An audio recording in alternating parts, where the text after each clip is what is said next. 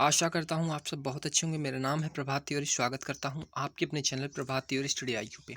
दोस्तों आज 7 नवंबर है और 7 नवंबर 2020 का करंट अफेयर्स हम आपके लिए लेकर आ गए हैं। करंट अफेयर्स एक ऐसा टॉपिक है, आप किसी भी परीक्षा की तैयारी कर रहे हैं, bank, SSC, group D, NTPC, हर परीक्षा में करंट अफेयर से मैक्सिमम क्वेश्चन पूछे जा रहे हैं। तो चलिए दोस्तों वीडियो को शुरू करते हैं। वीडियो को शुरू करने से पहले मेरी रिक्वेस्ट है कि जो लोग हमारे चैनल पर नए हैं प्लीज़ चैनल को सब्सक्राइब कर लीजिएगा और बेल बटन को जरूर दबा दीजिएगा, जिससे आने वाले हर वीडियो का नोटिफिकेशन आप तक समय समय तक पहुंचता रहे। पहला क्वेश्चन है, हॉकी इंडिया के नए अध्यक्ष कौन नियुक्त हुए हैं? तो इसका सही आंसर हो जाएगा ज्ञानेंद्रो निगोबाम हॉकी इंडिया के नए अध्यक्ष नियुक्त हुए हैं। बात करते हैं दोस्तों इसके पूर्व में अध्यक्ष कौन थे। तो इसके पूर्व में अध्यक्ष थे हमारे मोहम्मद मुश्ताक अहमद। अगर क्वेश्चन में पूछे कि पूर्व में अध्यक्ष कौन थे तो मोहम्मद मुश्ताक अहमद, और वर्तमान में है ज्ञानेंद्रो निगोबाम जी। अब बात करते हैं हॉकी की। हॉकी की स्थापना 20 मई 2009 को की गई थी। मुख्यालय इसका नई दिल्ली में है और अध्यक्ष हो जाएंगे इसके ज्ञानेंद्रो निगोबाम, मैंने आपको पहले ही बताया है। क्वेश्चन नंबर 2 है, ड्रुजबा 5 संयुक्त सैन्य अभ्यास किन दो देशों के बीच आयोजित हुआ है? तो रूस और पाकिस्तान के बीच में ड्रुजबा 5 संयुक्त सैन्य अभ्यास आयोजित हुआ है। ऑप्शन नंबर ए बिल्कुल सही हो जाएगा।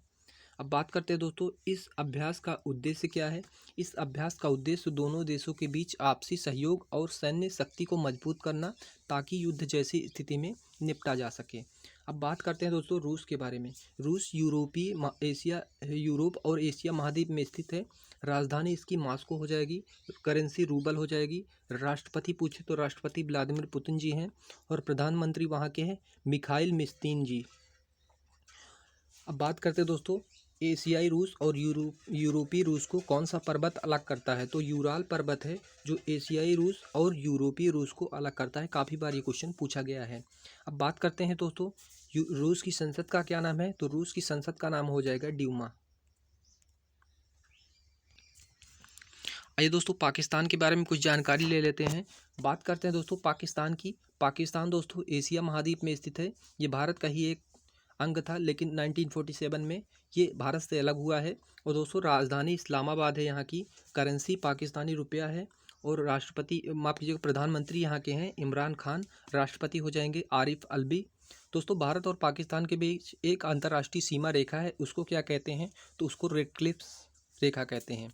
अगर क्वेश्चन में पूछे दोस्तों कि डूरंड रेखा किन दो देशों के बीच में विभाजित करती है, तो डूरंड रेखा होती है वो पाकिस्तान और अफगानिस्तान को विभाजित करती है।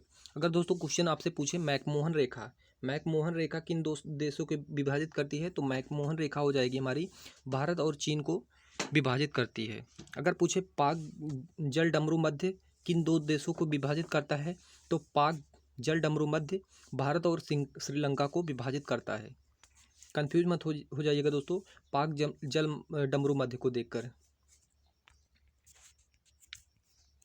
चलते दोस्तों क्वेश्चन नंबर 3,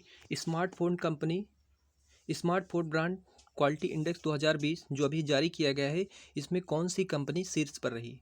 तो रियलमी की ये कंपनी दोस्तों शीर्ष पर रही, जो स्मार्टफोन ब्रांड क्वालिटी इंडेक्स 2020 की रैंकिंग जारी की गई है। बात करते दोस्तों ये रैंकिंग किस प्रकार जारी की जाती है, तो दोस्तों किस ब्रांड का फ़ोन कितना अच्छा और मजबूत है, इसके आधार पर यह रैंकिंग जारी की जाती है।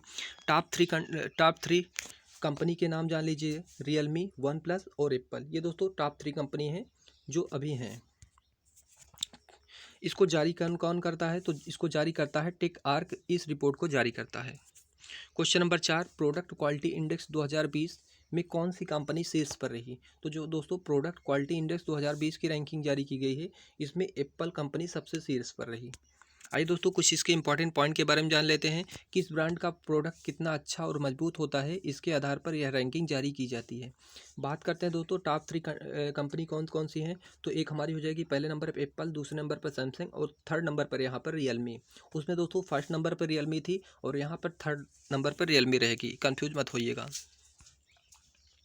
क्वेश्चन नंबर 5, युद्ध और सशस्त्र संघर्ष में पर्यावरण के शोषण को रोकने के लिए अंतर्राष्ट्रीय दिवस कब मनाया गया? तो अंतर्राष्ट्रीय दिवस मनाया गया था 6 नवंबर को।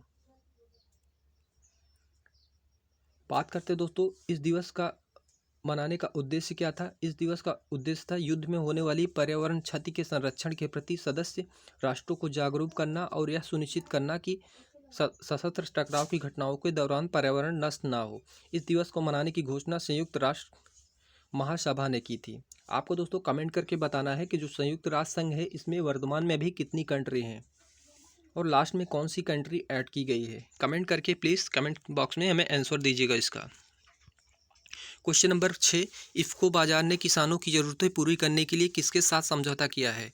तो दोस्तों SBI योनो कृषि ऐप है, इसके साथ इफ़को ने समझौता किया है किसानों की सुविधा के लिए।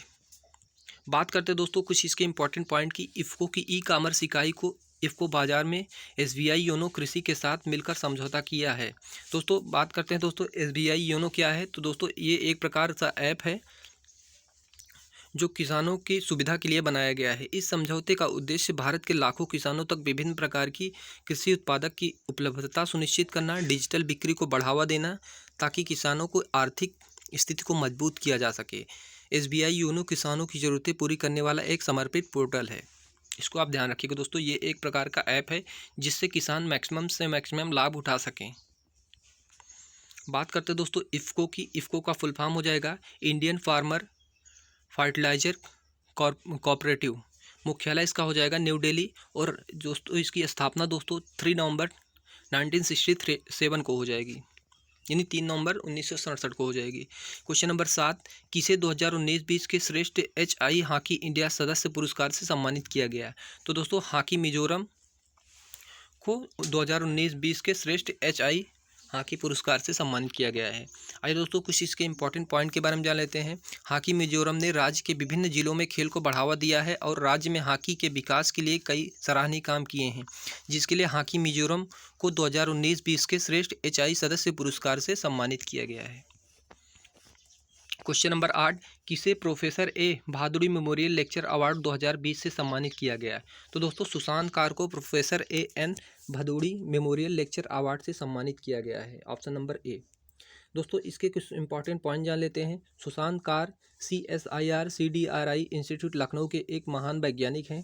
सुशांत कार को लीशमैनिया डोनोवानी कालजार रोग परजीवी के रोग क्षमता एवं उसके अस्तित्व के रणनीति को समझाने के लिए professor N Bhaduri memorial lecture award 2020 से सम्मानित किया गया है।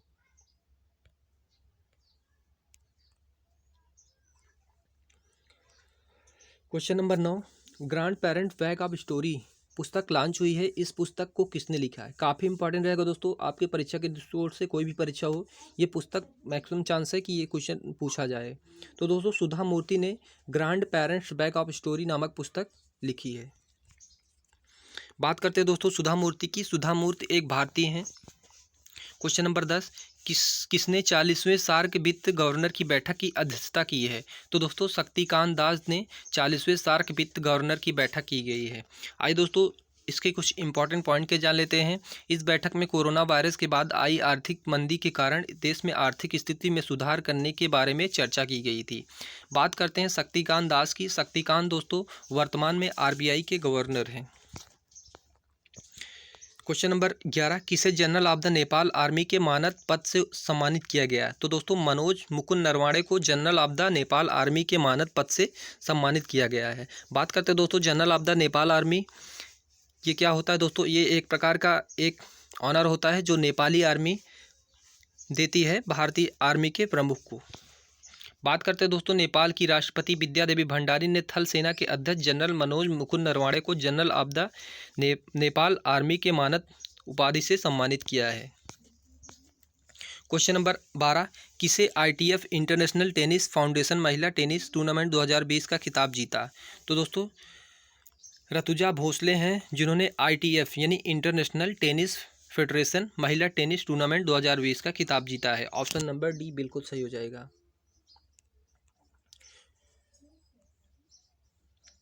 क्वेश्चन नंबर अगला है दोस्तों, टिल वी विन नामक पुस्तक किसने लिखी है? तो दोस्तों रणदीप गुलेरिया, चंद्रकांत लाहरिया, गगनदीप कांग, इन सब ने टिल वी विन नामक पुस्तक लिखी है। उम्मीद करता हूँ दोस्तों करंट अफेयर्स का ये टॉपिक आपको पसंद आया होगा। अगर करंट अफेयर्स का ये टॉपिक आपको पसंद आया है तो प्लीज़ वीडियो को लाइक कीजिए, चैनल को सब्सक्राइब कीजिएगा। और अभी के लिए जय हिंद, जय भारत।